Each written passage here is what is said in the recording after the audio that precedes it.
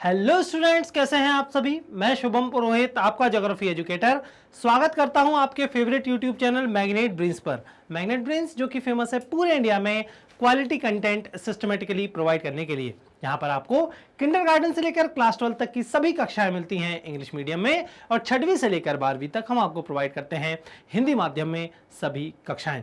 साथ ही साथ अगर आप ई नोट्स और ई बुक्स लेना चाहते हैं तो लिंक है डिस्क्रिप्शन बॉक्स में। हिंदी माध्यम में हम जिन बोर्ड्स को कवर करते हैं वो है Delhi board, Bihar board, UP board, MP board और राजस्थान बोर्ड। इन सभी बोर्ड्स में आप हमारी कक्षाएं अवेल करते हैं। ठीक है, आज की इस वीडियो में हम लोग पढ़ने वाले हैं क्लास 12th का चैप्टर नंबर 4, जिसका टॉपिक होने वाला है भारत के जल संसाधन। इसके पहले वाली वीडियो में मैंने आप लोगों को पाठ परिचय यानी जो चैप्टर का ओवरव्यू था वो बता दिया था कि इस चैप्टर में हम लोगों को पढ़ना क्या होता है। एक बार इन शॉर्ट में आप लोगों को बता दे रहा हूं कि हम लोगों को क्लास 12th में 3 बुक पढ़नी होती है। एक बुक जिसका नाम है मानव भूगोल के मूल सिद्धांत, दूसरी बुक जिसका नाम है भारत, लोक और अर्थव्यवस्था, और तीसरी बुक एक प्रैक्टिकल की बुक होती है जिसके माध्यम से आप लोगों को स्कूल में प्रैक्टिकल करने होते हैं। तो जो दूसरी बुक मैंने आप लोगों को बताई जिसका नाम है भारत, लोक और अर्थव्यवस्था, इस बुक का चौथा चैप्टर, नाम क्या है चैप्टर का? जल संसाधन। इस चैप्टर को हम लोग पढ़ रहे हैं। टॉपिक का नाम है आज का भारत के जल संसाधन, मतलब भारत में कितने तरीके के जल संसाधन पाए जाते हैं। ये तो मैंने आप लोगों को बता ही चुका हूं कि संसाधन का मतलब क्या होता है। संसाधन का मतलब क्या होता है पता है ना? ऐसी कोई भी चीज जो इंसानों के काम आए, यूजफुल हो, उसे हम लोग संसाधन बोलते हैं। और उसके आगे जल जो है वो लगाया गया है। मतलब जल मतलब जल अपने आप में कितना महत्वपूर्ण संसाधन है। जल ही तो क्या है? जीवन है। बिना जल के, बिना पानी के कल्पना की जा सकती है क्या जीवन की? नहीं की जा सकती। भोजन के बिना तो आप कुछ दिन रह भी सकते हैं, लेकिन बिना जल के बिना तो एक दिन भी रहना बहुत मुश्किल है। तो जल जो है वो एक बहुत महत्वपूर्ण संसाधन है। इस महत्वपूर्ण संसाधन का वितरण अगर हम लोग देखें भारत में जो है वो किस प्रकार है, हम लोग देखने वाले हैं। अगर वीडियो पसंद आती है तो वीडियो को लाइक करना है, अपने दोस्तों के साथ शेयर करना है, और किसी भी तरीके का अगर आपके मन में डाउट उत्पन्न होता है तो आप डेफिनेटली मुझसे पूछ सकते हैं। बहुत आसान ही चैप्टर है, बहुत ज़्यादा चीज़ें कॉम्प्लेक्स नहीं है जो समझ में ना आए। ठीक है, लेकिन कई बार जो बहुत आसान चीजें होती हैं वहां पर क्वेश्चन जो होते हैं वो अपने आप में बहुत टफ जो है वो बन जाते हैं। चलिए, क्या लिखा गया है कि भारत में विश्व के धरातलीय क्षेत्र का लगभग 2.45%, जल संसाधनों का 4% और जनसंख्या का लगभग 17% से अधिक भाग पाया जाता है। ये बहुत फैक्चुअल इंफॉर्मेशन है। क्या है कि भैया पूरे विश्व का अगर हम क्षेत्रफल की दृष्टि से बात करें, मतलब पूरा विश्व अगर मैं बोलूं तो ये विश्व का मानचित्र है। इस विश्व के मानचित्र में भारत जो है वो यहाँ कहीं आता है। तो पूरे विश्व के मानचित्र की तुलना में अगर भारत के क्षेत्रफल की अगर हम लोग बात करें तो भारत का जो क्षेत्रफल है पूरे विश्व के क्षेत्रफल का लगभग कितना है? 2.45%। क्षेत्रफल की दृष्टि से 2.45। ये ज्यादा है या कम है? आप लोग बोलेंगे सर बहुत कम है। 100% क्षेत्र में से 2.4% ही सिर्फ भारत के हिस्से में है। ठीक है, जल संसाधनों का 4% है। जल संसाधन मतलब पूरी दुनिया में जितने जल संसाधन मिलते हैं। जल संसाधन मतलब कौन से जल संसाधन की बात कर रहा हूं मैं? जिस संसाधन को, जिस पानी को हम पी सकते हैं, उन जल संसाधनों का कितना है? सिर्फ 4% भारत में पाया जाता है। और देखिए क्षेत्रफल इतना कम है लेकिन जनसंख्या कितनी मिल रही है? लगभग 17% मिल रही है। मतलब क्षेत्रफल है 2.45%, क्षेत्रफल कितना है? 2.45%। और इतने कम क्षेत्रफल में पूरे विश्व की जनसंख्या का कितना प्रतिशत लोग रह रहे हैं? 17% लोग रह रहे हैं। तो ये देख लीजिए, बहुत गंभीर बात है। क्षेत्रफल बहुत कम है लेकिन जनसंख्या बहुत ज़्यादा है। इसलिए भारत की अगर हम लोग बात करें तो जनसंख्या घनत्व जो है वो बहुत ज़्यादा है। हर तरफ लोग ही लोग दिखते हैं। आप उत्तर प्रदेश जाते हैं, बिहार जाते हैं, अपने यहाँ तो ट्रेन में इतने लोग होते हैं कि अपने आप में देश है वो एक, कि जितने लोग हमारे देश में ट्रेन में ट्रैवल कर रहे हैं उतने तो किसी देश की जनसंख्या भी नहीं होती, कई कई देशों की तो, है ना। चलिए, देश में एक वर्ष में वर्षण से प्राप्त कुल जल की मात्रा लगभग 4000 घन किलोमीटर है। अगर हम लोग देखें पूरे देश की, जब हम लोग बात करें तो पूरे देश में वर्षण, वर्षण में आप लोगों को वर्षा से कंफ्यूज नहीं करना है। वर्षा जो होती है तो उसमें तो पानी पानी गिरता है। वर्षण में क्या होता है, पानी के साथ साथ ओले गिरते हैं, स्नोफॉल अगर हो रहा है तो वो भी वर्षण में काउंट होता है। ठीक है, तो ये सारी चीजें जो पानी हो या पानी का कोई दूसरा रूप हो, चाहे वो ठोस रूप हो, लिक्विड रूप हो, कुछ भी हो सकता है। फॉग के रूप में अगर मान लीजिए पानी गिर रहा है तो वो सारे रूप जो होते हैं उन्हें हम वर्षण बोलते हैं।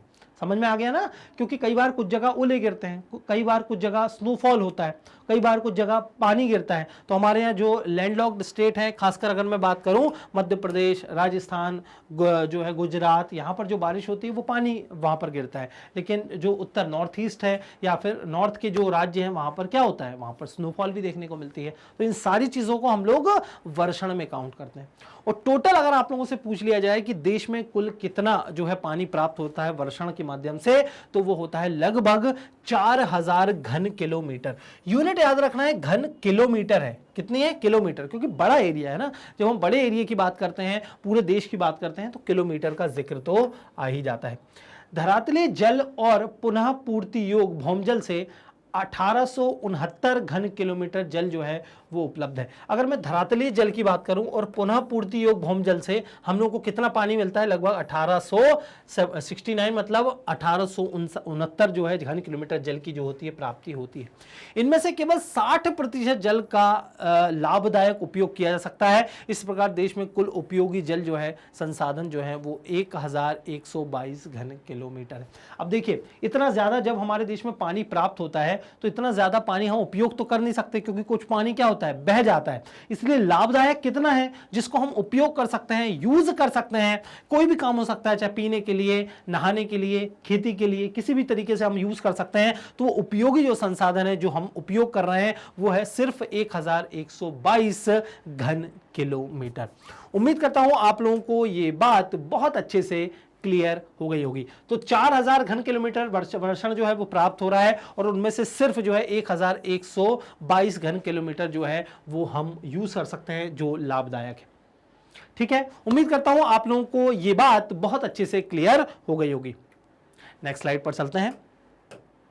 अब देखिए, धरातलीय जल संसाधनों की बात हो रही है। धरातलीय जल संसाधन, धरातलीय जल संसाधन मतलब जो नदियां हैं, जो नहरें हैं, ऑब्वियस सी बात है, नहरें तो खैर नदियों से ही निकलती हैं, लेकिन जो नदियां हैं, भौम जल में जो पानी जो है उपलब्ध है, तो वो धरातलीय जल संसाधनों में आ जाता है। और उसमें मेन जो है हम लोग नदियों का जिक्र करने वाले हैं। तो उम्मीद करता हूं आप लोगों को पिछली वाली जो स्लाइड है बहुत अच्छे से क्लियर हो गई होगी, वीडियो समझ में आ रही होगी, कंटेंट जो है वो आप लोगों को समझ में आ रहा होगा। देखिए क्या लिखा गया है कि धरातलीय जल के 4 मुख्य स्रोत हैं। कौन कौन से?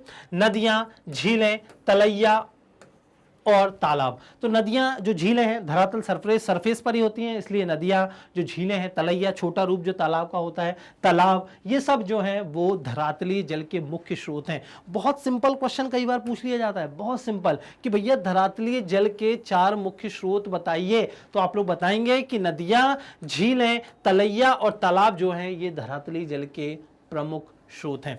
देश में कुल नदियों तथा उन सहायक नदियों जिनकी लंबाई 1.6 किलोमीटर से अधिक है को मिलाकर 10,360 जो हैं वो नदियां हैं। अगर हम पूरे देश की बात करें कि देश में कितनी नदियां हैं, पूरे देश में 10,360 जो है टोटल नदियां हैं, अगर छोटी बड़ी सभी नदियों को मिलाकर बात की जाए तो। भारत में सभी नदी बेसिनों में औसत वार्षिक प्रवाह 1869 घन किलोमीटर होने का अनुमान किया जाता है। सभी नदी बेसिन मतलब कोई नदी है, अपनी सहायक नदियों के साथ जिस एरिया में प्रवाहित होती है उसको हम लोग क्या बोलते हैं, नदी बेसिन बोलते हैं। तो भारत में नदी बेसिनों में औसत अगर वार्षिक प्रवाह की हम लोग बात करें, एवरेज अगर हम लोग देखें तो कितना है, 1869 जो है वो घन किलोमीटर होने का अनुमान लगाया जाता है। फिर भी स्थलाकृतिक जलीय और अन्य दबावों के कारण प्राप्त धरातलीय जल का केवल 690 घन किलोमीटर जल ही उपयोग किया जा सकता है। तो 1869 घन किलोमीटर होने का अनुमान है, लेकिन उपयोग हम कितना कर पा रहे हैं, सिर्फ 690 घन किलोमीटर। भाई ऑब्वियस सी बात है, नदियों में इतना पानी बह रहा है, लेकिन वो नदियों का पानी पूरा तो हम उपयोग कर नहीं रहे हैं। बहुत सारा पानी कहां पर चला जा रहा है, समुद्र में चला जा रहा है। तो बहुत कम ही पानी हम लोग क्या कर पाते हैं, यूज कर पाते हैं। नदी में जल प्रवाह इसके जलग्रहण क्षेत्र के आकार अथवा नदी बेसिन और इस जलग्रहण क्षेत्र में हुई वर्षा पर निर्भर करता है। भाई नदियों का जल प्रवाह किस पर निर्भर करता है? नदियों का जल प्रवाह तो इस बात पर निर्भर करता है कि जल ग्रहण मतलब वो नदियां अपना पानी कहां से ग्रहण करके ला रही हैं। सोच कर देखिए, मान लीजिए ये भारत है, यहाँ से गंगा नदी निकलती है उत्तराखंड से, गंगोत्री हिमनद से, और वो बहकर आती है और बंगाल की खाड़ी में अपना जल विसर्जित कर देती है। तो उसका जो जल ग्रहण क्षेत्र है वो क्या हो जाएगा? गंगोत्री हो जाएगा। गौमुख हिमानी से निकलती है, गौमुख ग्लेशियर है, वहां से गंगा नदी निकलती है, तो उसका जल ग्रहण क्षेत्र क्या हो जाएगा? वो ग्लेशियर हो जाएगा। बात समझ रहे हैं? इसी तरीके से मान लीजिए कोई नदी छोटे से तालाब से निकल रही है, मान लीजिए, तो उसका जल ग्रहण क्षेत्र वो छोटा तालाब हो जाएगा। कोई नदी पहाड़ी से निकल रही है, छोटी सी पहाड़ी से निकल रही है, तो उसका जल ग्रहण क्षेत्र वो छोटी पहाड़ी हो जाएगा। तो कहने का मतलब ये है कि जो नदी जहां से निकलती है उस जल ग्रहण क्षेत्र के आधार पर वो जो है उसमें पानी कितना होगा, इस बात की निर्भरता होती है। उम्मीद करता हूं आप लोगों को ये स्लाइड समझ में आ गई होगी। पहले इस लाइन को फिर से देख लीजिए कि नदियों में जल प्रवाह, किस नदी में पानी कितना होगा, ये किस बात पर निर्भर करता है? इसके जल ग्रहण क्षेत्र के आकार अथवा नदी बेसिन और इस जल ग्रहण क्षेत्र में हुई वर्षा पर निर्भर करता है। कई बार क्या होता है कि कोई नदी किसी छोटे से पहाड़ से निकल रही है, पानी उसमें बहुत ज्यादा नहीं है, लेकिन बारिश बहुत ज्यादा हो जाती है ना, तो नदियां बड़ी बड़ी हो जाती हैं, तो उसका जो प्रवाह है, उस नदी में पानी की जो मात्रा है, जल प्रवाह है, वो क्या होता है? बढ़ जाता है। तो नदियों में पानी किस तरीके से बढ़ता है? एक तो वो नदियां बड़े ग्लेशियर से निकलती हैं, ऐसे बढ़ सकता है, या फिर बारिश अगर बहुत ज्यादा हो रही है तो बारिश के माध्यम से भी नदियों में बहुत ज्यादा पानी आ सकता है। ठीक है, उम्मीद करता हूं आप लोगों को ये स्लाइड बहुत अच्छे से क्लियर हो गई होगी। भारत में वर्षा में अत्यधिक स्थानिक भिन्नता पाई जाती है और वर्षा मुख्य रूप से मानसूनी मौसम संकेंद्रित है। यह बहुत इंपॉर्टेंट बात यहां पर लिखी गई है। क्या लिखा गया है कि वर्षा में अत्यधिक स्थानिक भिन्नता पाई जाती है। आप लोगों ने पढ़ा हुआ है क्लास 11th में कि वर्षा में स्थानिक भिन्नता मतलब आप लोगों को पता है किसी जगह पर बहुत ज्यादा बारिश होती है, किसी जगह पर बहुत कम बारिश होती है। जैसे कि अगर मैं आप लोगों को बताऊं, यह है पश्चिमी घाट, यहां पर पश्चिमी घाट पता है ना आप लोगों को, जिसका एक और नाम क्या है? सह्याद्री। तो ये पश्चिमी घाट के पश्चिमी साइड जो है वो ज्यादा बारिश होती है, इसकी तुलना में जो इस साइड है, जहां पर मैंने राइट टिक लगाया है, यहां पर उतनी बारिश नहीं होती। या मैं पर्टिकुलर स्पेस की बात करूं तो जो मेघालय है या फिर हम नॉर्थ ईस्ट के स्टेट की बात करें, वहां पर ज्यादा बारिश होती है, इसकी तुलना में राजस्थान में कम बारिश होती है, मध्य प्रदेश में कम बारिश होती है, केरल में ज्यादा बारिश होती है, इसकी तुलना में झारखंड में जो है वो कम, जो है थोड़ी कम बारिश होती है। तो कुल मिलाकर ये बोल रहा हूं मैं कि स्थानिक भिन्नता का मतलब यह है कि किसी जगह कम बारिश होना, किसी जगह ज्यादा बारिश होना, इवन किसी जगह बाढ़ आ जाती है और किसी जगह सूखा पड़ जाता है एक ही समय। भारत एक ऐसा देश है। ठीक है, उम्मीद करता हूं आप लोगों को यह बात बहुत अच्छे से समझ में आ गई होगी। दूसरी बात यह है कि मुख्य रूप से जो भारत में वर्षा होती है वो मॉनसूनी मौसम संकेंद्रित है। मॉनसूनी मतलब हमारे देश में जो मॉनसून आता है वो कब आता है? जून जुलाई में आता है। कौन सा मॉनसून बोलते हैं उसको? हम लोग दक्षिण पश्चिम मॉनसून बोलते हैं। अब दक्षिण पश्चिम का मतलब दिशा निर्धारण आप लोगों को आता है ना भाई। ये जो दिशा है, ये ऊपर कौन सी दिशा है? ये है उत्तरी दिशा, नीचे है दक्षिणी दिशा, ये है पूर्व दिशा और ये है पश्चिम दिशा। जहां से हवाओं की एंट्री होती है उस डायरेक्शन के आधार पर ही जो है नामकरण होता है। जैसे कि ये हवा जो है इसकी एंट्री कहां से हो रही है? इस डायरेक्शन से हो रही है, तो इसको हम लोग बोल रहे हैं दक्षिण पश्चिम मानसून। एक कुछ वर्षा हमारे देश में ठंड के दिनों में भी होती है, खासकर कहां पर? तमिलनाडु में। ये कोरोमंडल तट है, यहाँ पर बारिश होती है और वो जो वर्षा होती है उनकी दिशा जो होती है पवनों की वो ऐसी होती है, तो इसलिए हम उसको क्या बोलते हैं? उत्तर पूर्वी मानसून बोलते हैं, या लौटता हुआ मानसून जो है वो बोलते हैं। लेकिन भारत में जो अधिकतर वर्षा होती है वो कहां से होती है? दक्षिण पश्चिम मानसून से ही होती है। दक्षिण पश्चिम मानसून से मतलब जून जुलाई में पूरे भारत में ज्यादा वर्षा जो है वो देखने को मिलती है। इस बात को आप लोगों को भूलना नहीं है।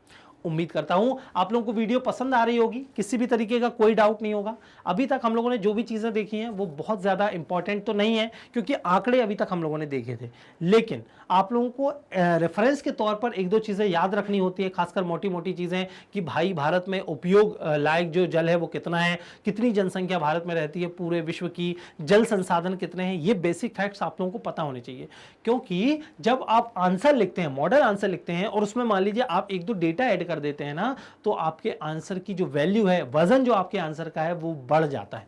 एग्जामिनर को लगता है कि आप पढ़कर आए हैं। अगर आप ऐसे ही सिर्फ डायरेक्ट उपन्यास जैसे लिख देंगे तो एग्जामिनर को लगेगा लिखता तो सब है भाई, ऐसा कौन विद्यार्थी है जो लिखता नहीं होगा। हर व्यक्ति लिखता है। एग्जाम टाइम में तो खासकर बोर्ड परीक्षाओं में तो हर व्यक्ति लिख कर आता है। बस सही गलत का फर्क है कि कोई व्यक्ति कितना सही लिख रहा है और कोई व्यक्ति कितना सही नहीं लिख रहा है या फिर गलत लिख रहा है। तो उम्मीद करता हूं आप लोगों को चीजें समझ में आ रही होंगी। वीडियो को लाइक जरूर करना है। आप लोग वीडियो को लाइक नहीं करते। मैं बहुत अच्छे से समझा रहा हूं, बहुत आसान भाषा में जो है वो बता रहा हूं। अगर वीडियो पसंद आती है तो वीडियो को लाइक कर दीजिए, और किसी भी तरीके का कोई डाउट हो, कोई पॉइंट आप लोगों को क्लियर नहीं हो रहा है तो डेफिनेटली आप कमेंट बॉक्स में मुझसे पूछ सकते हैं। देखिए क्या लिखा गया है, गंगा, ब्रह्मपुत्र और बराक नदियों के जलग्रहण क्षेत्र में वर्षा अपेक्षाकृत अधिक होती है। अगर हम लोग बात करें गंगा नदी तंत्र की, हम लोग बात करें ब्रह्मपुत्र की, हम लोग बात करें बराक नदी की, बराक एक रिवर है, ठीक है। तो गंगा, ब्रह्मपुत्र और बराक नदियों के जलग्रहण क्षेत्र में, मतलब जहां से ये नदियां जो है वो पानी लेकर आती हैं, वहां वर्षा जो है अपेक्षाकृत क्या होती है, अधिक होती है। ये नदियां यद्यपि कुल क्षेत्र के लगभग 1/3 भाग पर पाई जाती है। पूरे देश की अगर हम लोग बात करें, पूरे देश की नदियों की बात करें, उन पूरे देश की नदियों के जलग्रहण क्षेत्र या नदियों की तुलना में पूरे देश की गंगा, ब्रह्मपुत्र और बराक नदियों में कितना है, लगभग 1/3 जो है वो पानी हम लोगों को देखने को मिलता है, 1/3, जिनमें कुल धरातली जल संसाधनों का 60% जल पाया जाता है। मतलब जितनी भी नदियां हमारे देश में पाई जाती हैं उन नदियों में 60% पानी तो इन नदियों का ही पाया जा रहा है। एक बार मैं फिर से पढ़ लेता हूं कि गंगा, ब्रह्मपुत्र और बराक नदियों के जलग्रहण क्षेत्र में वर्षा अपेक्षाकृत अधिक होती है, ज्यादा पानी ग्रहण करती हैं ये नदियां यद्यपि देश के कुल क्षेत्र के लगभग 1/3 भाग पर पाई जाती हैं, जिनमें कुल धरातली जल संसाधनों का लगभग 60% जल जो है वो पाया जाता है। दक्षिण भारतीय नदियों जैसे गोदावरी, कृष्णा, कावेरी में वार्षिक जल प्रवाह का अधिकतर भाग काम में लाया जाता है, लेकिन ऐसा ब्रह्मपुत्र और गंगा बेसिनों में अभी भी संभव नहीं हो पाया है। देखिए बहुत ज्यादा इंपॉर्टेंट लाइन यहां पर लिखी गई है। देखिए यहां पर जो साउथ के जो राज्य है ना, यहां पर पानी की बड़ी दिक्कत है, ठीक है। यहां पर पानी की बड़ी दिक्कत है। ये जो नदियां बहती हैं, खासकर ये जो नदियां हैं साउथ में, जो नदियां बहती हैं, कौन सी नदियां, अगर मैं आप लोगों को बात, चलिए एक नए पेज में आप लोगों को बता देता हूं। जैसे कि महानदी, गोदावरी, कृष्णा, कावेरी, ठीक है। ये नदियां आप लोग, अभी मैं नाम नहीं लिख रहा हूं, सिर्फ नदियां मैंने शो कर दी है, और दूसरे पेन से मैं कुछ नदियां बना दे रहा हूं। जैसे लाल पेन से बना दे रहा हूं, मान लीजिए मैं गंगा नदी, इसी तरीके से ब्रह्मपुत्र नदी घूमकर आती है और ये यहां पर मिल जाती है, इसको हम ब्रह्मपुत्र नदी बोलते हैं। तो ये गंगा है, ये ब्रह्मपुत्र है। अब देखिए एक डिफरेंस है गंगा, ब्रह्मपुत्र नदी और यहाँ पर जो येलो जो है पेन से मैंने नदियां बनाई है, क्या डिफरेंस है पता है। गंगा नदी और ब्रह्मपुत्र नदियों का जो स्रोत है कि कहां से ये नदियां आती हैं, ग्लेशियर से, भाई बर्फ है, साल भर बर्फ जमी हुई है, साल भर बर्फ जो है वो पिघलेगी, नदियों में पानी हमेशा क्या होता है, बना रहता है। इसकी तुलना में जो साउथ की नदियां जैसे कि महानदी, गोदावरी, कृष्णा, कावेरी, इन नदियों का जो स्रोत है वो ग्लेशियर नहीं है, मतलब साल भर वहां बर्फ नहीं जमी हुई है। ये नदियों में पानी गंगा और ब्रह्मपुत्र और गंगा जो नदी है इसकी तुलना में क्या होता है, कम पाया जाता है, क्योंकि स्रोत जो है ना, डिपेंड करता है कि स्रोत क्या है, पानी का स्रोत जो है उसके ऊपर निर्भर करता है कि नदियों में पानी कितना रहेगा। इसलिए आप नोटिस करेंगे कि साउथ के जो स्टेट है ना, नदियों के नाम पे लड़ते झगड़ते रहते हैं। जैसे कि यहाँ पर एक नदी है कावेरी नदी, कावेरी नदी को लेकर कर्नाटक और तमिलनाडु में खींचतान जो है वो चली रहती है। इसी तरीके से नर्मदा जो नदी है उसमें गुजरात और मध्य प्रदेश जो है वो लड़ाई करते रहते हैं, ठीक है। तो बहुत सी नदियां जो खासकर प्रायद्वीपीय भारत की है, इन नदियों को लेकर लड़ाई होती है, लेकिन उत्तर भारत की नदियों को लेकर लड़ाई नहीं होती, ठीक है। तो ये बात आप लोगों को याद रखना है। दूसरी चीज जो हम लोगों ने यहां पर पढ़ी अभी स्लाइड में कि भाई इन नदियों का पानी, कौन सी नदियों का पानी, जो साउथ में बहती है ना, इन नदियों का पानी अधिकतर यूज कर लिया जाता है, क्योंकि ये पानी की वैल्यू समझते हैं, क्योंकि यहां पर जो पानी आता है वो मानसून के समय ही आता है, इसलिए अधिकतर ये पानी को सेव कर लेते हैं, या तो डैम बनाकर या किसी भी तरीके से जो है इकट्ठा करके। लेकिन ऊपर तो पानी पानी है, हमेशा पानी आता रहता है, इसलिए उत्तर भारत के जो राज्य हैं गंगा और ब्रह्मपुत्र नदियों के पानी को अभी भी सेव करना नहीं सीख पाए। ये बात यहां पर लिखी गई है। देखिए यहां पर आप लोगों ने ध्यान नहीं दिया होगा कि दक्षिण भारतीय नदियों जैसे गोदावरी, कृष्णा और कावेरी में वार्षिक जल प्रवाह का अधिकतर भाग काम में लाया जाता है, काम में, ठीक है, लेकिन ऐसा ब्रह्मपुत्र और गंगा बेसिनों में अभी तक संभव नहीं हो पाया है। इस बात का आप लोगों को ध्यान रखना है। और ये तो नहीं बताया क्यों संभव नहीं हो पाया है, लेकिन मैंने आप लोगों को बता दिया है कि क्यों साउथ के राज्यों के लिए महत्वपूर्ण हैं जो नदियां, ठीक है, और क्यों वहां पर पानी नहीं होता। ठीक है, उम्मीद करता हूं ये स्लाइड बहुत अच्छे से क्लियर हो गई होगी। अब हम लोग देख रहे हैं भारत के भौम जल संसाधनों के बारे में। भौम मतलब जमीन के नीचे जो जल संसाधन मौजूद हैं उनका जिक्र जो है हम लोग करने वाले हैं। भौम जल संसाधन मतलब होता है ग्राउंड वाटर। ग्राउंड वाटर बहुत ज़्यादा इंपॉर्टेंट है। हमें पता है कि ग्राउंड वाटर मतलब ज़मीन के नीचे का जो पानी होता है वो मीठा पानी होता है। मीठा मतलब ऐसा नहीं शक्कर मिली हुई है, मीठे पानी का मतलब होता है ऐसा पानी जिसे हम पी सकते हैं। इंग्लिश में इसे बोला जाता है फ्रेश वाटर। देखिए, ऐसे तो पूरी पृथ्वी की अगर मैं बात करूं तो थोक में पानी है कि नहीं है? 71% पूरी पृथ्वी का 71% भाग जल से ढका हुआ है। महासागरों में पानी ही पानी है, थोक में पानी है भरपूर। पर क्या उस पानी को हम यूज कर सकते हैं, पी सकते हैं क्या? नहीं पी सकते। क्यों? क्योंकि वो सॉल्ट वाटर है, खारा पानी है। हम लोग पी सकते हैं धरातलीय जल को, नदियों के पानी को पी सकते हैं। हम लोग पी सकते हैं भौम जल, जमीन के नीचे जो पानी है उसे हम पी सकते हैं, क्योंकि उसमें खारापन या नमक की मात्रा नहीं होती। ऐसे पानी को मीठा पानी बोला जाता है, इंग्लिश में फ्रेश वाटर बोला जाता है। ठीक है, तो मीठे का मतलब शक्कर नहीं होता। मीठे का पानी ऐसा पानी जो पीने लायक हो, ऐसा पानी जो पोर्टेबल हो, पोर्टेबल नहीं, पोर्टेबल वाटर मतलब पीने योग्य पानी। ऐसा पानी जो पीने योग्य हो तो उसकी इंपॉर्टेंस जो होती है वो ज्यादा होती है। उम्मीद करता हूं आप लोगों को ये बात बहुत अच्छे से क्लियर हो गई होगी। देखिए क्या लिखा गया है, देश में कुल पुनः पूर्ति योग्य भौम जल संसाधन लगभग 432 घन किलोमीटर है।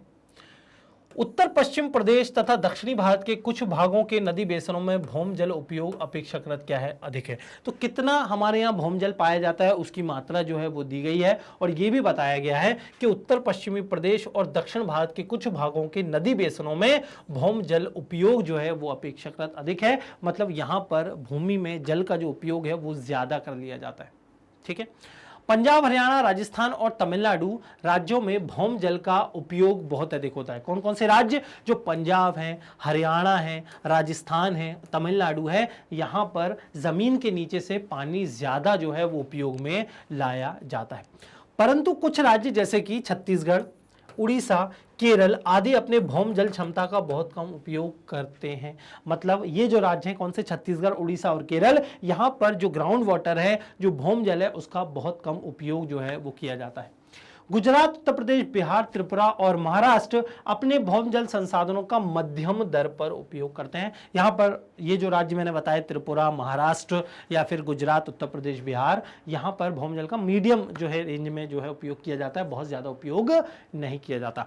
ज्यादा उपयोग पंजाब, हरियाणा, राजस्थान और तमिलनाडु जैसे राज्य करते हैं। तो ये पूछा जा सकता है आप लोगों से कि भारत में भौम जल यानी ग्राउंड वाटर का जो यूज है वो सबसे ज्यादा कौन से राज्य किया करते हैं। ठीक है, पक्का क्लियर है आप लोगों को?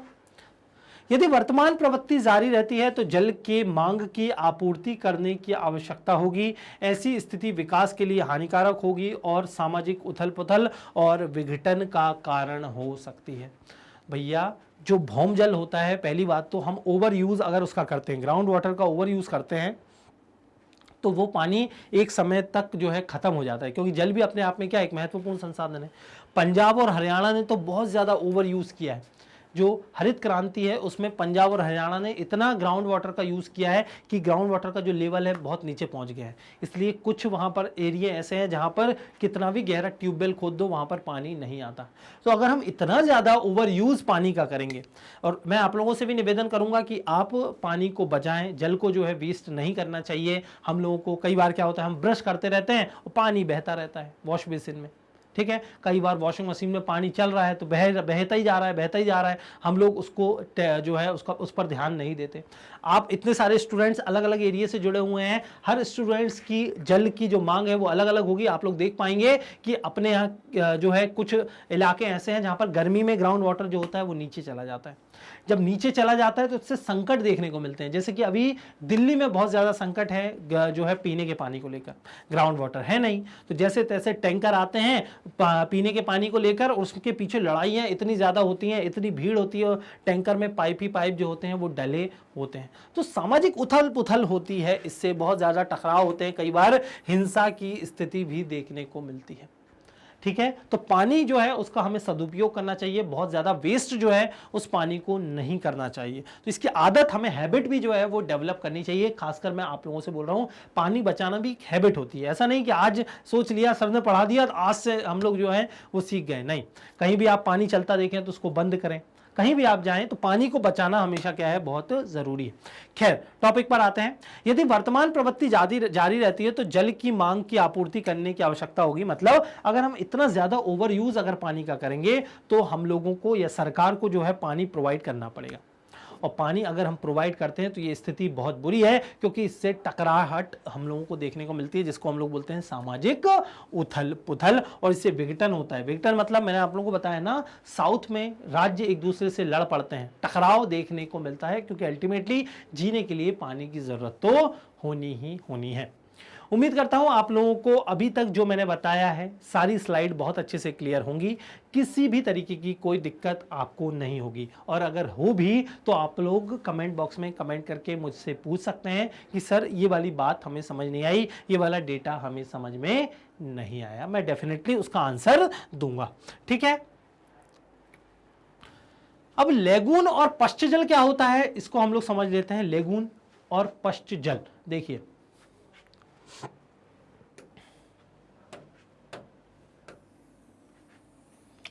ये जो मैप मैंने बनाया है भारत का, तो ये सपाट जितनी आप लोगों को तटरेखा मैंने मैप पे बनाई है, ऐसी सपाट तटरेखा नहीं है। एक्चुअल में भारत की जो तटरेखा है वो बहुत ज्यादा कटी फटी है। कटी फटी का मतलब ये है, अब देखिए मैं फिर से बना रहा हूं ऐसे,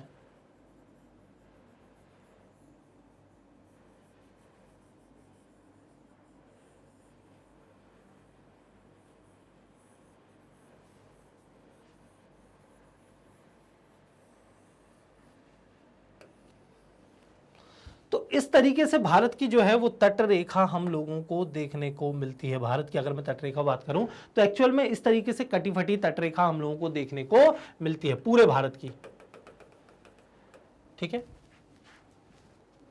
ये इस तरीके की तटरेखा हम लोगों को देखने को मिलती है। तो इस कटी फटी तटरेखा के कारण होता क्या है, कई बार समुद्र का पानी कई बार क्या होता है, ये देखिए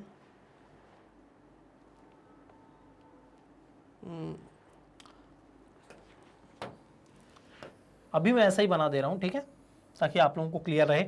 कई बार जो होता है समुद्र का पानी अंदर आ जाता है और कई बार बाहर नहीं निकल पाता, तो ऐसी झीलों को बोला जाता है लेगून झील। क्या होता है कि समुद्र का पानी कई बार जो होता है, जैसे कि मैंने ये बनाया आप लोगों को, ये भारत का मैप, और यहां पर मान लीजिए एक गैप बना हुआ था ये और ये इस तरीके से, तो यहां पर मान लीजिए समुद्र का पानी आया और समुद्र का पानी यहां से मान लीजिए बाहर नहीं निकल पा रहा है, तो एक झील जैसी संरचना जो है वो बन जाती है, और इसे हम लोग बोलते हैं लेगून झील। कौन सी झील? लेगून झील। आप लोगों को याद रखना है, जैसे कि चिल्का झील। चिल्का झील कहां पर है? चिल्का झील है उड़ीसा में,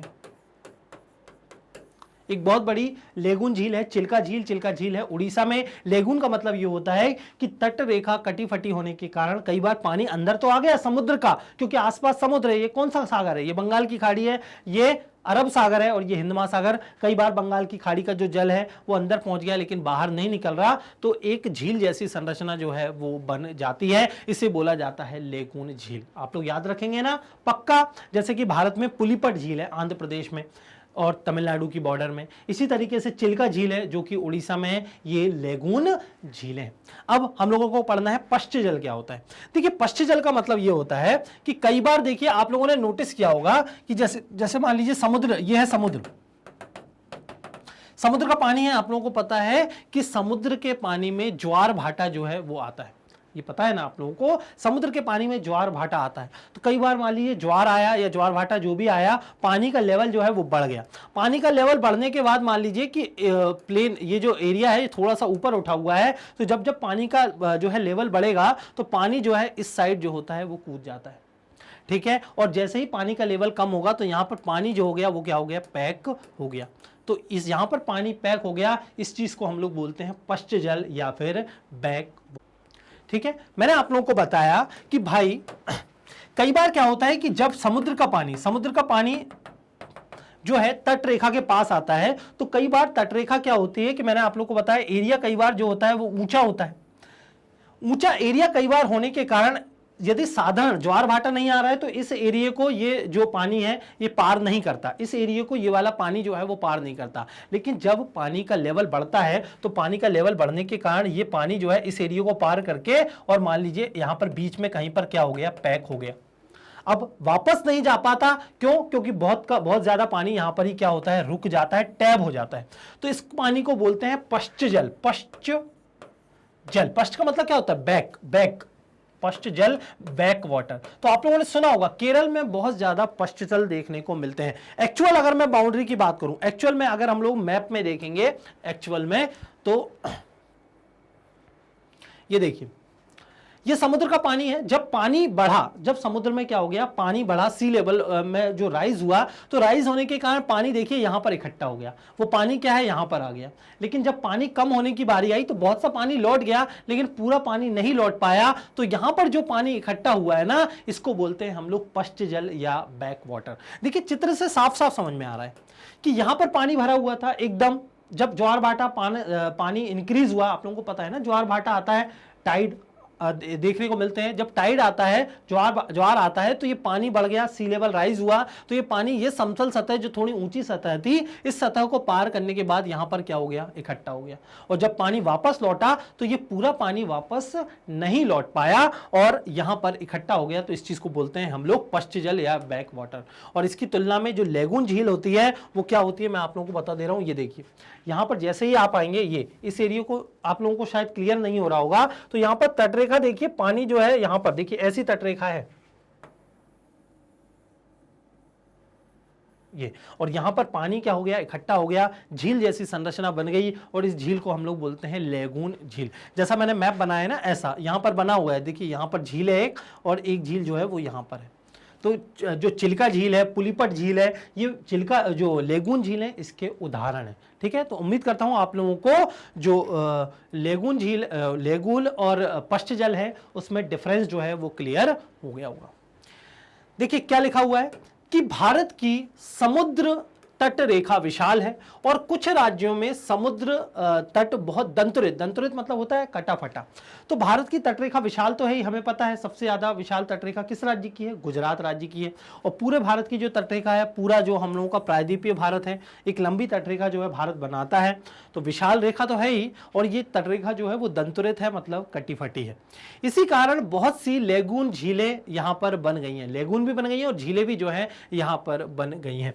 केरल, उड़ीसा, पश्चिम बंगाल में इन लेगूनों और झीलों में बड़े धरातलीय जल संसाधन हैं। तो केरल में, उड़ीसा में और पश्चिम बंगाल में इन लेगून झीलों की संख्या ज्यादा है और इन झीलों के कारण यहाँ पर धरातलीय जो जल संसाधन है वो बहुत बड़े। यद्यपि सामान्यतः इन जलाशयों में खारा पानी होता है, भाई होगा ही ना, क्योंकि समुद्र का पानी, समुद्र लगा होता है तो खारा पानी तो होगा ही। इसलिए लिखा गया है कि यद्यपि सामान्यतः इन जलाशयों में खारा जल है, इसका उपयोग मछली पालन और चावल की कुछ निश्चित किस्मों, नारियल आदि में सिंचाई के लिए किया जाता है। अब खारा पानी होता है तो उपयोग तो कर नहीं पाते, हम क्या करेंगे, इस पानी को थोड़ा बहुत हम लोग चावल की फसल, जो कुछ लिमिटेड जो होती है किस्में होती हैं उसमें यूज कर लेते हैं, मछली पालन में यूज कर लेते हैं, या फिर नारियल वगैरह की जो खेती होती है उसमें यूज कर लेते हैं। उम्मीद करता हूं ये स्लाइड आप लोगों को बहुत अच्छे से क्लियर हो गई होगी। नेक्स्ट जो टॉपिक है वो दिया गया है जल की मांग और उपयोग। बोला गया है कि पारंपरिक रूप से भारत एक कृषि प्रधान अर्थव्यवस्था है। ये तो बहुत अच्छे से हम लोगों को पता है कि परंपरा अनुसार भारत क्या है, एक कृषि प्रधान देश है। भारत की आज भी लगभग 60% जो जनसंख्या है वो किस पर निर्भर है, खेती पर निर्भर है। ठीक है, तो पारंपरिक रूप से भारत एक कृषि प्रधान अर्थव्यवस्था है और इसकी जनसंख्या का लगभग 2/3 भाग कृषि पर निर्भर है। कितना? लगभग 2/3 भाग जो है वो डायरेक्टली और इनडायरेक्टली किस पर निर्भर है, खेती बाड़ी पर निर्भर है। हम लोग पढ़ क्यों रहे हैं ये कि भाई कृषि प्रधान जनसंख्या है, 2/3 भाग खेती पर निर्भर है? क्योंकि हम लोगों का टॉपिक है जल संसाधन, और खेती बिना जल के हो सकती है क्या? पॉसिबल नहीं है। इसलिए यहां पर टॉपिक का नाम है जल की मांग, और खेती में तो जल की मांग सबसे ज्यादा होती है, और वो भी ऐसा जल जो खारा ना हो। और उपयोग के बारे में हम लोग बात कर रहे हैं, इसलिए यहां पर खेती का जिक्र हो रहा है। इसलिए पंचवर्षीय योजनाओं में कृषि उत्पादन को बढ़ाने के लिए सिंचाई के विकास को एक अति उच्च प्राथमिकता प्रदान की गई है। इसलिए जो हमारे देश में 5 ईयर प्लान्स बने हैं, पंचवर्षीय योजना बनी है, इन योजनाओं में कृषि उत्पादन को बढ़ाने पर बहुत ज्यादा फोकस हुआ है। उत्पादन बढ़ेंगे कैसे? अगर हम सिंचाई सुविधाओं का विकास करेंगे तो। इसलिए प्रायोरिटी दी गई है किसके ऊपर कि भाई सिंचाई सुविधाओं का विकास किया जाए। और बहुउद्देशीय नदी घाटी परियोजनाएं जैसे कौन कौन सी, नाम याद रखना है आप लोगों को, कुछ बहुउद्देशीय यानी मल्टीपर्पस जो प्रोजेक्ट्स होते हैं उनके नाम कौन से हैं? भाखड़ा नांगल प्रोजेक्ट, हीराकुंड परियोजना, दामोदर घाटी परियोजना, नागार्जुन सागर परियोजना, इंदिरा गांधी नहर, इन सब परियोजनाओं के नाम आप लोगों को याद रखने हैं। मल्टीपर्पस यानी बहुउद्देशीय परियोजनाएं होती हैं। बहुउद्देशीय मतलब कोई एक उद्देश्य नहीं होता इन परियोजनाओं का। एक उद्देश्य हो गया कि भाई सिंचाई के लिए करना है, दूसरा उद्देश्य है कि भाई इससे बिजली बनाना है, तीसरा उद्देश्य हो सकता है थोड़ा बहुत मछली पालन वहां पर किया जा रहा हो।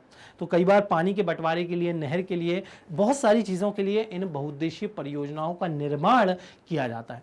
तो क्वेश्चन आप लोगों से पूछा जा सकता है कि भाई कम से कम 4 बहुउद्देशीय परियोजनाओं के नाम बताइए। तो आप लोगों को बताना पड़ेगा कि भाखड़ा नांगल एक बहुउद्देशीय परियोजना है, हीराकुंड परियोजना एक बहुउद्देशीय परियोजना है, दामोदर घाटी एक बहुउद्देशीय परियोजना है, नागार्जुन सागर, इंदिरा सागर, ये सभी जो है बहुउद्देशीय परियोजनाओं के उदाहरण हैं।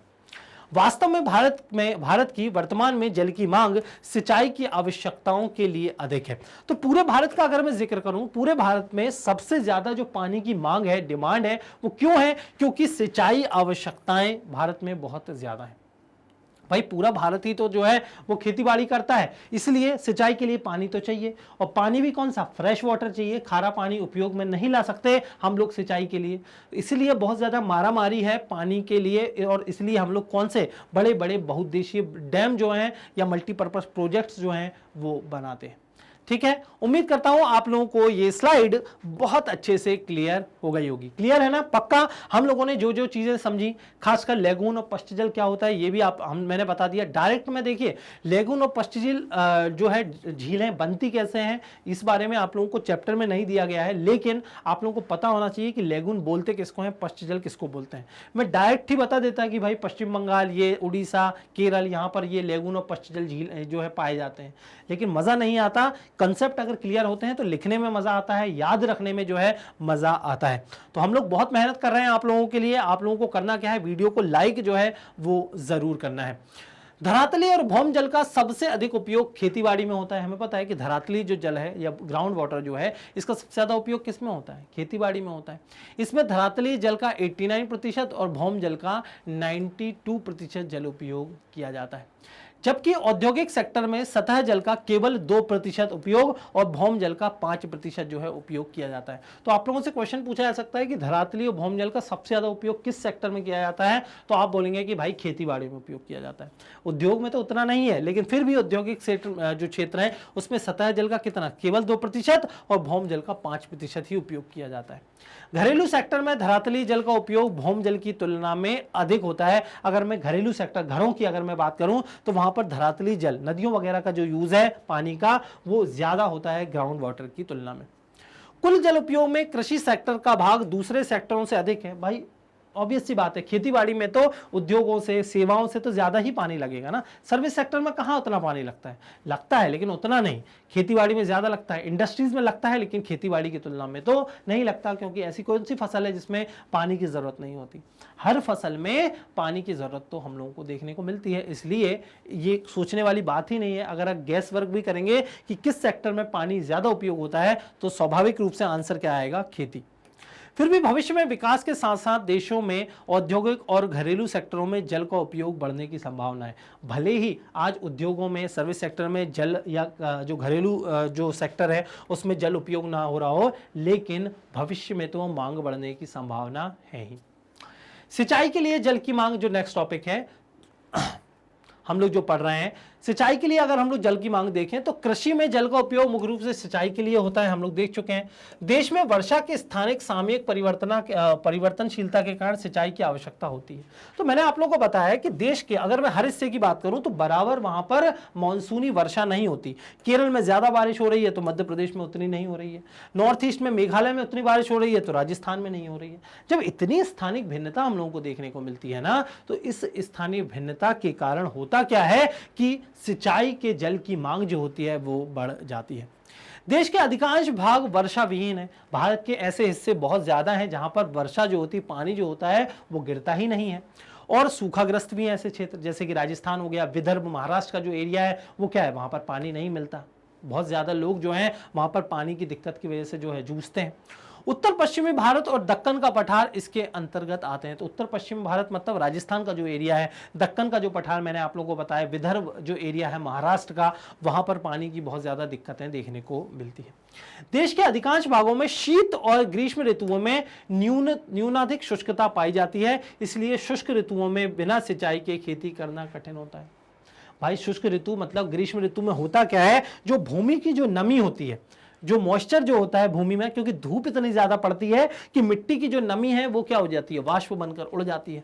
भाई ठंड में भले ही उतनी दिक्कत ना हो, लेकिन जब धूप बहुत ज्यादा मिट्टी पर पड़ती है तो उसके अंदर की जो नमी है वो उड़ जाती है, और फसलों को उगाने के लिए तो आपको नमी की आवश्यकता होगी। इसलिए ग्रीष्म ऋतु में, गर्मी के दिनों में, शुष्क ऋतुओं में जो है सिंचाई की जो आवश्यकता है वो बढ़ जाती है, और इसीलिए खेती करना जो होता है उस समय टफ होता है। ठीक है, उम्मीद करता हूं आप लोगों को जो अभी मैंने बताया है बहुत ज्यादा टफ नहीं है। एक बार आप रीडिंग खुद से भी करेंगे ना तो आप लोगों को समझ में आ जाएगा। कुछ डेटा जरूर है कि जैसे पूछा जा सकता है भाई अधिकांश किन हिस्सों में खेती बाड़ी में दिक्कत होती है पानी की वजह से, तो आप बोलेंगे भाई उत्तर पश्चिमी भारत, दक्कन का पठार। किस सेक्टर में पानी ज्यादा यूज होता है, तो आप बोलेंगे भाई खेती। और ये सब सिंचाई की आवश्यकता क्यों हो रही है भारत में, अगर हम लोग देखें तो स्थानिक भिन्नता भारत में पाई जाती है मॉनसून में, इसलिए सिंचाई की आवश्यकता हम लोगों को देखने को मिलती है। तो उम्मीद करता हूं आप लोगों को अभी तक जो मैंने पढ़ाया है वो बहुत अच्छे से क्लियर हो गया होगा। ठीक है, अभी तक जो भी पढ़ा है अगर क्लियर है तो सबसे पहले वीडियो को लाइक कर दीजिए। किसी भी तरीके की अगर कोई दिक्कत होती है तो आप लोग कमेंट बॉक्स में कमेंट करके मुझसे पूछ सकते हैं, मैं डेफिनेटली उसका आंसर आप लोगों को दूंगा। ठीक है, इस स्लाइड में लिखा है कि पर्याप्त मात्रा में वर्षा वाले क्षेत्र जैसे कि पश्चिम बंगाल और बिहार में भी मानसून के मौसम में अवर्षा अथवा इसकी असफलता, सूखा जैसी स्थिति उत्पन्न कर देती है। देखिए पश्चिम बंगाल और जो बिहार है, यहाँ पर भी यहाँ पर नॉर्मली तो बहुत ज्यादा वर्षा होती है और सारी स्थिति बहुत अच्छी होती है, लेकिन फिर भी अगर मान लीजिए मानसून के मौसम में अगर वर्षा बहुत अच्छी नहीं हो रही है तो इसकी असफलता यहाँ पर भी जो है वो सूखे जैसी स्थिति जो है उत्पन्न कर देती है, क्योंकि इन क्षेत्रों में भी सिंचाई सुविधाएं उतनी अच्छी नहीं है, जो कृषि के लिए क्या है, हानिकारक है। कुछ फसलों के लिए जल की कमी सिंचाई को आवश्यक बनाती है। कुछ फसलों के लिए जल की कमी मतलब अगर कुछ फसलों को पानी जो है पर्याप्त मात्रा में नहीं मिलता तो वहां पर सिंचाई सुविधाएं जो है डेफिनेटली आवश्यक हो जाती हैं। कौन कौन सी ऐसी फसलें हैं, जैसे कि हम लोग देखें चावल है, गन्ना है, जूट है, आदि के लिए अत्यधिक जल की आवश्यकता होती है। हमें तो पता ही है कि चावल जो है वो बोया ही तब जाता है जब एक दो बार जो है बारिश हो जाती है, तब जो है चावल की खेती जो है वो की जाती है, और जब धान के रोपे लगाए जाते हैं तो वो पानी में ही होते हैं। तो चावल, गन्ना और जूट आदि के लिए अत्यधिक जल की आवश्यकता होती है, जो केवल सिंचाई द्वारा ही संभव है, क्योंकि मॉनसून से इसकी भरपाई बहुत कम हो पाती है। सिंचाई की व्यवस्था बहुफसलीकरण को संभव बनाती है। अगर सिंचाई बहुत अच्छी होती है तो इससे मल्टीपल क्रॉपिंग भी की जा सकती है। मतलब एक फसल के लिए मान लीजिए मानसून हो गया पर्याप्त है, लेकिन बहुत सारी अगर फसल हम लोगों को बोनी हो तो बहुत सारी फसल के लिए सिंचाई सुविधाओं की जरूरत होती ही होती है। बहुत सारी फसल है, हर फसल को पानी की अलग अलग लेवल पर आवश्यकता होती है, तो इस दृष्टिकोण से सिंचाई सुविधाएं जो हैं वो नेसेसरी यानी आवश्यक हो जाती हैं। तो सिंचाई की सुविधाएं बहुफसलीकरण को संभव बनाती हैं। ऐसा पाया गया है कि सिंचित भूमि की कृषि उत्पादकता असिंचित भूमि की अपेक्षा ज्यादा होती है। ऑब्वियस सी बात है कि जहां पर सिंचाई सुविधाएं बहुत अच्छी होती है, बहुत ज्यादा होती हैं, वहां पर उत्पादकता यानी प्रोडक्टिविटी अच्छी होती है, और जहां पर सिंचाई सुविधाएं अच्छी नहीं होती, असिंचित वो भूमि होती है, तो वहां पर उत्पादकता या प्रोडक्टिविटी बहुत अच्छी नहीं होती।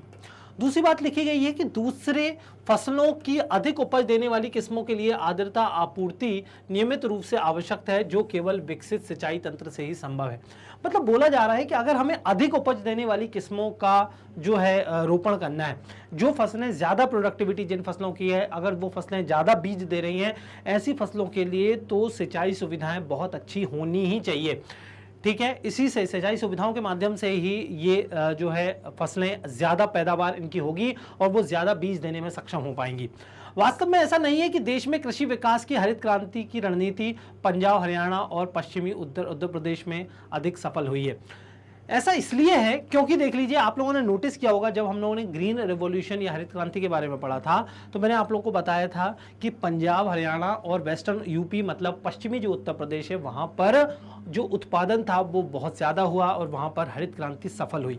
पता है उसका कारण क्या है? उसका कारण यह है कि जब हम लोगों ने HYV सीड्स, HYV मतलब जो हम लोगों ने हाई यील्डिंग वैरायटी सीड्स, आप लोगों को याद होगा जब हम लोगों ने हरित क्रांति पढ़ा था, इन बीजों को, जो कि संकरित बीज थे, इन बीजों को जब हम लोगों ने पंजाब, हरियाणा और पश्चिमी उत्तर प्रदेश में बोया तो इन फसलों के लिए आवश्यक था कि यहाँ पर सिंचाई सुविधाएं बहुत अच्छी हैं। कहाँ पर? इन राज्यों में। तो यहाँ पर पैदावार भी बहुत अच्छी हुई। तो एक उदाहरण हम लोगों को देखने को मिल रहा है कि भैया सिंचाई सुविधाएं अच्छी होने से उत्पादन भी बहुत अच्छा होता है, और ये राज्य जो है उसके उदाहरण है। पंजाब, हरियाणा और पश्चिमी उत्तर प्रदेश में निविल बोए गए क्षेत्र का 85% भाग सिंचाई के अंतर्गत आता है। वहां पर पैदावार ज्यादा क्यों होती है पता है? क्योंकि पंजाब, हरियाणा और पश्चिम उत्तर प्रदेश में 85% जो एरिया है वो सिंचाई के अंतर्गत है। मतलब सोचकर देखिए, वहां पर सिंचाई सुविधाएं बहुत अच्छी है, चाहे वो नहरों के माध्यम से हो, चाहे वो नलकूप के माध्यम से हो, नदियों के माध्यम से हो, किसी भी सोर्स से अगर सिंचाई सुविधाएं अच्छी हैं तो वहां पर उत्पादन भी बहुत अच्छा होता है। इन राज्यों में गेहूं और चावल मुख्य रूप से सिंचाई की सहायता से ही पैदा होते हैं। सोचकर देखिए, चावल जैसी किस्म जो है परंपरागत रूप से पंजाब में पैदा नहीं होती थी। परंपरागत रूप से जो है पंजाब चावल उत्पादक देश नहीं था, लेकिन हरित क्रांति के बाद पंजाब में चावल की खेती होने लगी। क्यों होने लगी पता है? क्योंकि सिंचाई सुविधाएं बहुत अच्छी थी। तो सिंचाई सुविधाओं के लिए जल की आपूर्ति के लिए जो है आवश्यक है, अगर किसी फसल को हमें ज्यादा पैदा करना है तो पंजाब, हरियाणा और पश्चिम उत्तर प्रदेश इसके उदाहरण हैं। और ये बात भी मैं आप लोगों को बहुत अच्छे से बता ही चुका हूं कि कृषि क्षेत्र में पानी की आवश्यकता कितनी ज्यादा होती है। निविल सिंचित क्षेत्र का 76.1% पंजाब में और 51.3% हरियाणा में कुओं और नलकूपों द्वारा सिंचित है। तो ये जो प्रतिशत दिया गया है, हालांकि याद आप लोगों को नहीं रखना है, लेकिन आप लोगों को इतना पता होना चाहिए कि कुएं और नलकूपों के माध्यम से इन राज्यों में सिंचाई होती है। इससे ज्ञात होता है कि राज्य अपने संभावित भौम जल के एक बड़े भाग का उपयोग करते हैं। पंजाब और हरियाणा में भौम जल यानी ग्राउंड वाटर का बहुत ज्यादा यूज होता है, चाहे वो कुओं के माध्यम से हो, चाहे नलकूपों के माध्यम से। इसीलिए आज के समय में वहां पर बहुत ज्यादा समस्या जो है वो देखी जा रही है। ग्राउंड वाटर बहुत नीचे पहुंच गया है। मतलब कई बार नलकूप जो है खुदवाते हैं, पानी ही नहीं निकलता, क्योंकि इतना ओवर यूज इन राज्यों ने वहां पर पानी का किया है, इतना ज्यादा बर्बादी भी हुई है। हालांकि हरित क्रांति एक पॉजिटिव चीज रही, लेकिन आप इतना ज्यादा भौमजल का यूज करेंगे, ग्राउंड वाटर का यूज करेंगे, तो वो एक समय आएगा कि खत्म तो होगा ही।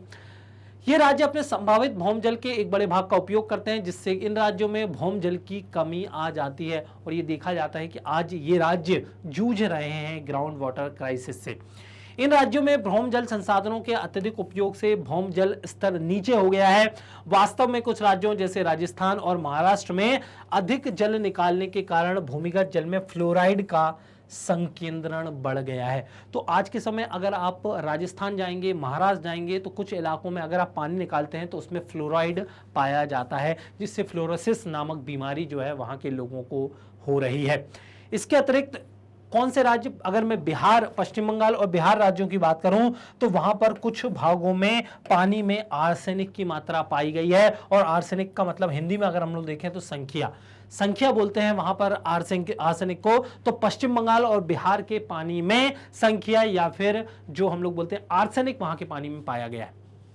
तो ये दिक्कत है कि जब आप पानी को बहुत ज्यादा यूज करते हैं तो वहां पर ग्राउंड वाटर नीचे चला जाता है, जिससे केमिकल्स भी उस पानी में मिल जाते हैं। और केमिकल्स मिल जाने के कारण कैंसर जैसी बीमारियां जो हैं वो इन राज्यों के लोगों को हो रही हैं और संभावित खतरा है। राज्यों के नाम आप लोगों को याद रखना है। कौन से? राजस्थान और महाराष्ट्र जिसमें अधिक जल निकालने के कारण भूमिगत जल में फ्लोराइड का संकेंद्रण बढ़ गया है और इस वजह से पश्चिम बंगाल और बिहार के कुछ भागों में संख्या यानी आर्सेनिक के संकेंद्रण में वृद्धि हो गई है। तो ये चीज आप लोगों को याद रखनी है, फ्लोराइड और आर्सेनिक, और राज्यों के नाम भी आप लोगों को याद रखने हैं। उम्मीद करता हूं आप लोगों को चीजें समझ में आ रही होंगी। एक एक बात जो मैंने आप लोगों को बताई है वो बहुत इंपॉर्टेंट है, आप लोग याद रखिएगा। अगर वीडियो को अभी भी लाइक नहीं किया है तो वीडियो को लाइक करिए। किसी भी तरीके का कोई डाउट होता है तो आप डेफिनेटली अभी कमेंट बॉक्स में करके मुझसे पूछ सकते हैं, कमेंट करके। मैं डेफिनेटली उसको एड्रेस करूंगा, मेंशन करूंगा आप लोगों को नेक्स्ट वीडियोस में, ताकि मुझे भी पता चल जाए कि किन चीजों में स्टूडेंट्स को ज्यादा डाउट होते हैं। ठीक है, अब हम लोग देख रहे हैं प्रधानमंत्री कृषि सिंचाई योजना के बारे में। बहुत महत्वाकांक्षी ये गवर्नमेंट की योजना है, बहुत महत्वाकांक्षी प्रोजेक्ट है ये गवर्नमेंट का। बेसिकली अगर हम जल संसाधन देखते हैं तो सिंचाई उसमें एक महत्वपूर्ण पहलू हो जाता है, और उसमें भी प्रधानमंत्री कृषि सिंचाई योजना का जिक्र अगर ना हो तो वीडियो अधूरी है। प्रधानमंत्री कृषि सिंचाई योजना देश के सभी कृषि फार्मों के लिए सुरक्षात्मक सिंचाई के कुछ साधनों तक पहुंच सुनिश्चित करने की व्यापक दृष्टि के साथ 2015 और 16 के दौरान केंद्र सरकार द्वारा शुरू की गई एक स्कीम है। तो किसने शुरू किया? केंद्र सरकार ने शुरू किया। कब शुरू किया? 2015-16 के दौरान शुरू किया, जिससे वांछित ग्रामीण समृद्धि आएगी। इस कार्यक्रम के कुछ व्यापक उद्देश्य इस प्रकार हैं। तो दरअसल कोई स्कीम जब एग्जाम में पूछी जाती है ना, अगर आप लोगों से बोर्ड परीक्षा में ये प्रश्न पूछा गया कि भाई प्रधानमंत्री कृषि सिंचाई योजना पर टिप्पणी लिखिए, कमेंट करिए PMKSY, कई बार ये शॉर्ट फॉर्म भी पूछ लिया जाता है कि PMKSY का मतलब क्या होता है, तो प्रधानमंत्री कृषि सिंचाई योजना इसका मतलब होता है।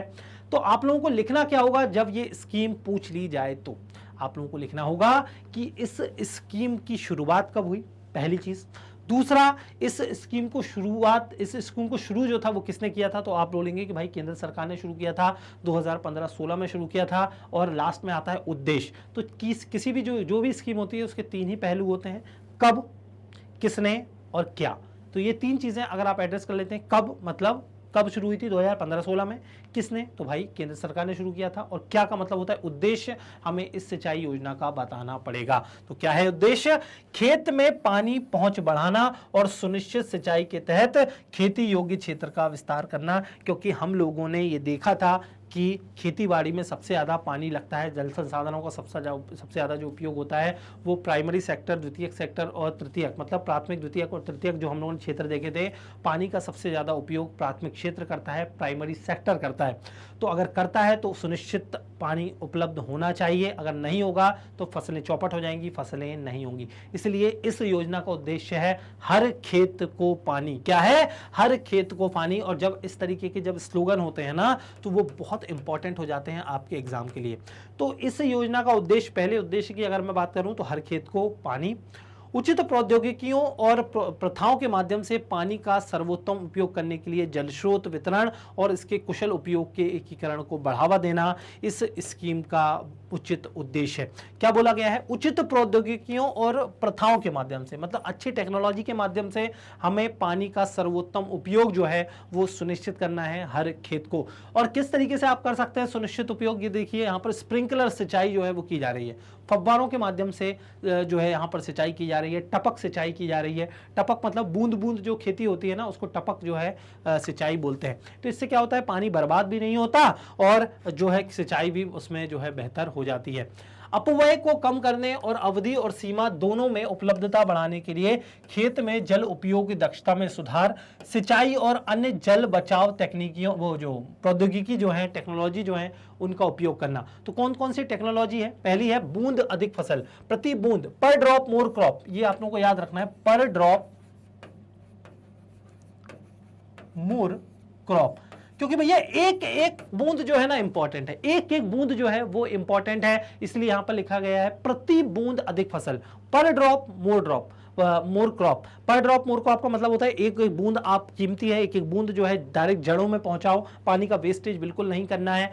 तो इसके माध्यम से खेती बाड़ी बहुत अच्छी होती है, क्योंकि ये टेक्नोलॉजी एक तरीके की, जैसे इजराइल में इस तरीके की खेती बहुत ज्यादा की जाती है, जहां पर ड्रॉप एक एक ड्रॉप के माध्यम से जो है वो जड़ में पानी पहुंचाया जाता है, जिससे खेती अच्छी होती है। इसी तरीके से स्प्रिंकलर जो खेती होती है उसका उपयोग भी बढ़ाना। तो स्थायी जल संरक्षण प्रणालियों को अपनाना, मृदा और जल संरक्षण, भूजल के पुनर्जनन, अपवाह को रोकने, आजीविका के विकल्प प्रदान करने आदि के द्वारा वर्षा पोषित क्षेत्रों का एकीकृत विकास सुनिश्चित करना है। और ओवरऑल अगर मैं बात करूं तो टेक्नोलॉजी के माध्यम से सिंचाई सुविधाओं का बेहतर विस्तार करना है इन क्षेत्रों में जिन क्षेत्रों में सिंचाई सुविधाएं बेहतर नहीं है। कुल मिलाकर हर खेत को पानी सुनिश्चित होना ही चाहिए, तभी इस योजना का उद्देश्य सार्थक होगा। ठीक है, तो ये जो उद्देश्य यहां पर लिखे गए हैं ना, ये वाले, ये दो उद्देश्य और लास्ट में ये दोनों आप लोगों को याद रखने हैं। इन शॉर्ट अगर मैं बताऊं तो टेक्नोलॉजी का उपयोग जो है वो सुनिश्चित करना है। नेक्स्ट हेडिंग हम लोगों को देखनी है संभावित जल समस्या के बारे में। जो पॉसिबल जो वाटर क्राइसिस है वो क्या है पूरे देश में, आज हमें देखना है। तो यहाँ पर देखिए एक इमेज दी हुई है जिसमें ये मिट्टी बनी हुई है, मिट्टी में देखिए दरारें पड़ी हुई हैं। तो ये दरारें सूखे की वजह से होती हैं। कुल मिलाकर पानी के उपयोग को हम लोगों को किस तरीके से कम करना है, तो पीने का पानी कम यूज़ नहीं करना है ऐसा नहीं, पानी तो खूब पियो, लेकिन पानी की बर्बादी नहीं करनी है। और कौन से संभावित क्राइसिस या समस्या से हम लोग जूझ रहे हैं वो हम लोगों को देखना है। जल की प्रति व्यक्ति उपलब्धता जनसंख्या बढ़ने से दिन प्रतिदिन कम होती जा रही है। ये तो हम लोगों को पता ही है कि प्रति व्यक्ति उपलब्धता, एक एक व्यक्ति को कितना पानी मिलना चाहिए, ये जनसंख्या बढ़ने के साथ ये समस्या गहराती ही जा रही है, बहुत दिक्कत हो रही है। उपलब्ध जल संसाधन औद्योगिक, कृषि और घरेलू निस्सरणों से प्रदूषित हो रहे हैं। तो आज के जो जल संसाधन हैं, जो वाटर रिसोर्सेज हैं, वो औद्योगिक गतिविधियों की वजह से, मैंने आप लोगों को बताया ही है पहले भी जल प्रदूषण के बारे में। जब औद्योगिक गतिविधियां होती हैं तो औद्योगिक कचरा जो है वो डायरेक्ट पानी में बहा दिया जाता है, तो इससे जल प्रदूषण हो रहा है। कृषि में बहुत ज़्यादा फर्टिलाइजर, जब हम रासायनिक उर्वरक यूज़ करते हैं तो वर्षा के माध्यम से बहकर जो है नदी नालों में मिल जाते हैं, इससे जो है प्रदूषण हो रहा है। और घरेलू जो हम साबुन वगैरह यूज़ करते हैं, डिटर्जेंट यूज़ करते हैं, वो डायरेक्ट जो है अगर नदी नालों में मिल रहा है तो इससे जल प्रदूषण होता है। और इस कारण उपयोगी जल संसाधनों की उपलब्धता जो है वो सीमित हो जा रही है। मतलब आज के समय में जितना भी आज के समय में जल संसाधन मौजूद है, और आप लोगों को पता है, हम लोगों ने पहली ही स्लाइड में डिस्कस किया था इस चैप्टर की, कि भाई देश में 71% पानी है जो खारा पानी है, तो वो हमारे यूज का ही नहीं है। 29% जो है जल है वो यूज का है, मीठा पानी है, लेकिन उसमें से भी बहुत सारा पानी क्या है, वो ग्लेशियर्स के फॉर्म में जमा हुआ है। तो मुट्ठी भर पानी हम लोगों के लिए मिलता है पीने के लिए, जो हम यूज कर सकते हैं, और उसमें भी अगर हम इतना प्रदूषण करेंगे तो फिर तो हो गई बात। और इसी को तो हम लोग बोलते हैं संभावित जल समस्या। उम्मीद करता हूं आप लोगों को यह वीडियो पसंद आई होगी। सारी बातें हम लोगों ने एक एक माइन्यूट से माइन्यूट जो डिटेल थी बहुत अच्छे से हम लोगों ने डिस्कस की है। किसी भी तरीके की कोई दिक्कत अगर आप लोगों को होती है तो डेफिनेटली आप कमेंट बॉक्स में मुझसे पूछ सकते हैं। इसी तरीके से सीबीएसई बोर्ड के साथ Delhi board, Bihar board, UP board, MP board और राजस्थान बोर्ड में मैग्नेट ब्रेन्स आप लोगों को क्लासेस प्रोवाइड करता है। साथ ही साथ वैदिक मैथ्स क्रैश कोर्स और स्पोकन इंग्लिश की क्लासेस भी मैग्नेट ब्रेन्स चैनल पर चलाई जा रही हैं। www.magnetbrains.com ये हमारी ऑफिशियल वेबसाइट है, जिसका इंटरफेस आप यहाँ पर पीछे देख सकते हैं। इस जो है वेबसाइट में आप लोगों को सारे कोर्सेज जो मैग्नेट ब्रेन्स चला रहा है अपडेटेड फॉर्म में सिंक्रोनाइज्ड वे में नज़र आ जाएंगे। किसी भी तरीके की कोई दिक्कत आप लोगों को महसूस नहीं होने वाली। अगर दिक्कत होती है तो हम हैं, कमेंट बॉक्स में एक बार बता दीजिएगा, आप लोगों को वो प्रॉब्लम जो भी हो रही है सॉल्व हो जाएंगी। डे टू डे अपडेट्स के लिए आप हमारे सोशल मीडिया चैनल्स को भी फॉलो कर सकते हैं। जिन सोशल मीडिया चैनल्स पर हम उपलब्ध हैं वो हैं YouTube, Facebook, Instagram, Twitter, Telegram और व्हाट्सएप चैनल। इन सभी चैनल्स को आप सब्सक्राइब कर लीजिएगा, और किसी भी तरीके की कोई दिक्कत होती है तो आप लोग कमेंट करके पूछ सकते हैं। YouTube में आप लोगों को इस वीडियो को लाइक भी करना है। अगर आप लोग इस वीडियो को देख रहे हैं तो आप लोगों को लाइक सबसे पहले करना है, आप लोग लाइक नहीं करते। ई नोट्स और ई बुक्स के लिए आप डिस्क्रिप्शन बॉक्स चेक कर सकते हैं, वहां से आप लोगों को एक्सेस मिल जाएगी। तो आज की इस वीडियो में इतना ही, मिलता है नेक्स्ट वीडियो में। Thank you so much.